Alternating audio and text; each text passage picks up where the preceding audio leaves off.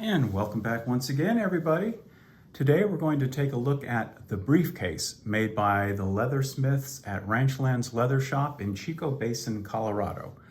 Ranchlands is a conservation-minded, agricultural-based business that operates large-scale cattle and bison ranches in the American West. Their mission is to promote the conservation of ranch lands, the American ranching legacy, and quality of life for people living and working on ranches. They run a series of complementary land-based businesses, including hospitality, hunting and fishing, ecotourism, and of course, a leather shop. And this is one of the many high-quality leather goods they make and sell through the Ranchlands Mercantile. So let's take a deep dive into the briefcase by Ranchlands, and we'll go over the dimensions, the leather, and the interior and exterior features.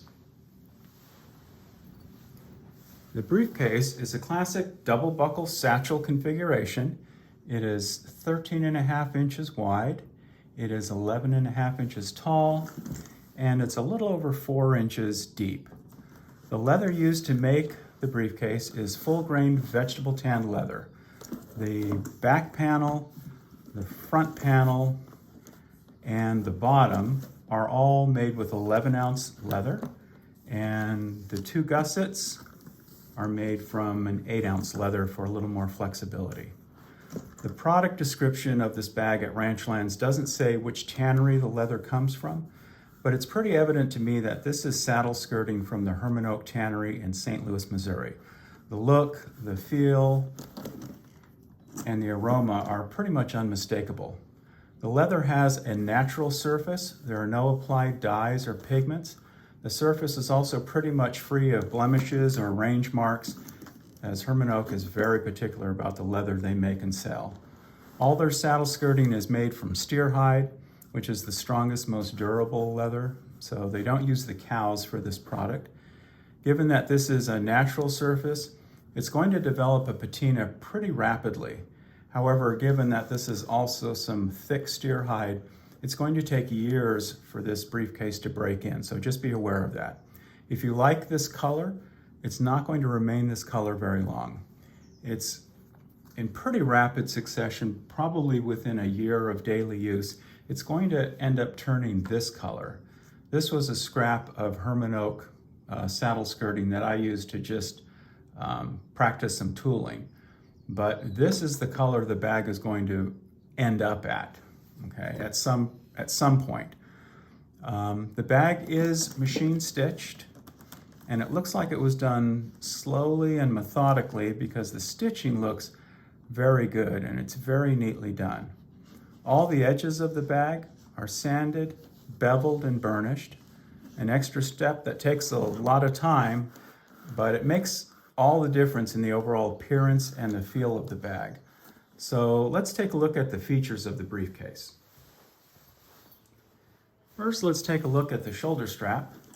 The shoulder strap is an elegant 1-inch wide and consists of a single piece of 11-ounce harness leather that can be adjusted from 51 inches to 55 inches in length. However, if you need it to be shorter, you can easily punch some more holes because there's quite a bit of room. You just get yourself one of these, an Osborne leather punch, which you can get from Tandy or Buckle Guy or Weaver, any place that sells leather supplies. You might even be able to get one on Amazon, but these things are very handy when you need to shorten a strap. Oddly enough, it does not come with a shoulder pad, and in my opinion, it really needs one, as this bag can handle a lot of weight. If you're not going to weigh the bag down, you'll be just fine. But if you're going to load it with a heavy laptop or books or tools, you'll want to get yourself a shoulder pad. And leather shoulder pads of pretty much every size and description are readily available on Etsy. Just remember, when you order one, you'll need it to fit a 1-inch wide strap.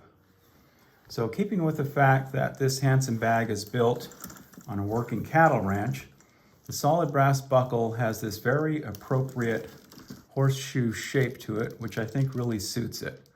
All of the hardware on the briefcase is solid cast brass, and the only word to describe how robust all this hardware is bodacious. It's overkill, but in all the right ways. The grab handle is very comfortable and roomy in length and clearance. It's made from 2 pieces of thick leather. There's this thick piece in the center, and that is sandwiched by this other piece that goes completely around it, and all of it is nicely stitched together.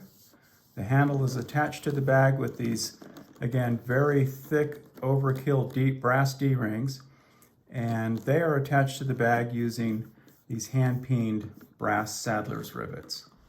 And the same with the way the shoulder strap is attached as well. Same configuration, stitched and then riveted. And then these horseshoe-shaped, really attractive, heavy brass D-rings.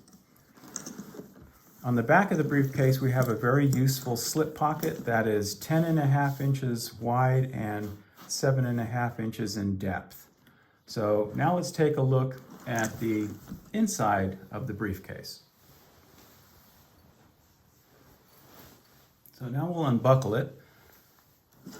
The closing straps are 2 pieces of leather that are stitched together with the flesh sides facing in on themselves. And the top piece of leather, let me open this up. The top piece of leather is the 11-ounce harness leather, and underneath that is a 3-ounce piece of leather. And it's nicely stitched together, so you have a really robust closing strap. And they are adjustable, so if you have something in the bag that's taller than 12 inches, you have some extra room to accommodate it in the closing straps. So when we open it up, we can see that it is unlined. You can see the brass rivets here holding on the grab handle and the closing straps. Inside we have a back slip pocket that is approximately 12 inches wide and 9 inches in depth. We've got the maker's mark here on this really neat little leather tag stitched right to the back panel. We've also got Ranchlands branded right here into the front panel quite discreetly. There's no lettering, it's just that brand mark, and this is the same brand they use to brand their cattle with. So that's pretty cool. And we've just got this one large open compartment. The gusset is attached to the front and back panels of the bag using the double seam method, and we'll take a look at that. We can see how the double seam works. We have the front panel here, we've got the side gusset and the back panel, and in between the side gusset and the front and back panels is this little strip of leather. And the beauty of how this works is you have 2 flat surfaces mated together here and then stitched all the way up and down. You have 2 flat surfaces mated together here and they're stitched all the way up and down. Same with the back of the bag. So instead of having this gusset have to make a tight bend right here to attach to the front panel, we use this little strip of leather. That gives us maximum strength but maintaining a lot of flexibility. So that double seam is going to last a long time, and that's really the best way when you have some really thick leathers to work with. You wouldn't want this gusset to have to turn a tight bend right here, because eventually where the bend is, it starts to crack and then you develop some leather separation after a while. But with this method, that's something we don't have to worry about. You'll also notice at the stress points, we've got some hand-peened brass saddler's rivets. We have one here, we've got another one back here, same on the right side of the bag. There are 2 gussets on this bag. There is a bottom to the bag, but it's not gusseted. It's just a panel for the bottom. So we have 2 gussets and then the double seams on both front and back panels. Very nice. So in all, we have a really nice medium-sized double buckle satchel. And even though it's made on a working cattle ranch using some really thick leather and some bodacious brass hardware, it still has a rather elegant look to it. So it wouldn't be out of place really anywhere you took it. It's just a really nice, handsome little satchel. And we'll just close it up here. And I love the fact that it's made by experienced leathersmiths on the same bench they use to make hardworking horse tack and other gear that they use on their large cattle ranch. You don't have to worry about how you handle it, or where you set the bag down, or where you stow it, because really hardcore durability is just built right into this handsome little bag. And this satchel is only going to get better looking with time. It's going to darken, the patina is going to develop, the leather will become softer and easier to use the longer you own it. So I really thank you all for watching, and we'll see you again next time. Bye-bye.